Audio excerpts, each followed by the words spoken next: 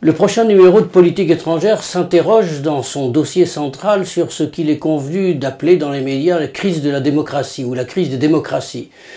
Elle revêt bien entendu cette crise plusieurs aspects que nous traitons dans ces colonnes. Aux États-Unis, bien entendu, où l'adhésion sentimentale et dépolitisée semble remplacer le débat politique auquel nous étions habitués entre personnes cultivées et distinguées. Dans le cadre de l'Union européenne, où les tentatives de démocratisation des institutions se heurtent en permanence au scepticisme des populations, des États membres de cette Union, à l'est de l'Union européenne, avec la cristallisation autoritaire toujours en mouvement dans des pays comme la Hongrie ou la Pologne, et jusque chez nous, dans ces démocraties occidentales où les mouvements comme Occupy, les Indignados ou Nuit debout en France essaient de reconstituer une sorte de démocratie alternative, disons par le bas, par la base. Ces interrogations sont naturellement de première importance, y compris pour les relations entre nos pays, pour les relations internationales, donc dans cette année post-électorale aux États-Unis et préélectorale aux Pays-Bas, en Allemagne ou en France, dans notre Europe.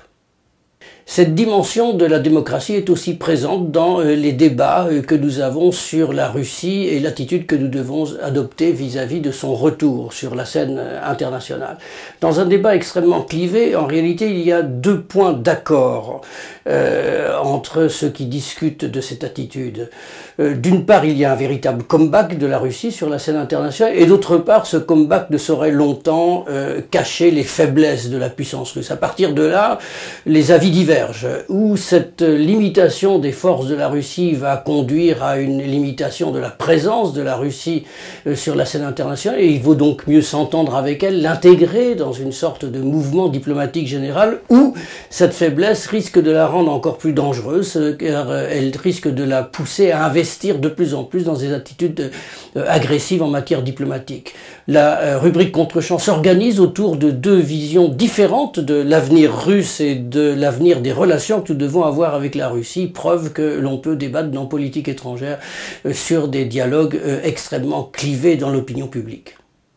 Au-delà de ce dossier et de cette rubrique contre-champ, plusieurs articles rendent compte de l'actualité internationale, et je soulignerai simplement la présence d'une réflexion sur l'administration Trump et l'avenir de la politique commerciale européenne, sujet d'actualité et de mobilisation nécessaire pour les Européens s'il en est, et une autre contribution sur le TESBI et l'iPhone en Turquie, c'est-à-dire sur ce curieux mélange de modernité technique et économique et de conservatisme social que représente aujourd'hui l'AKP du président Erdogan.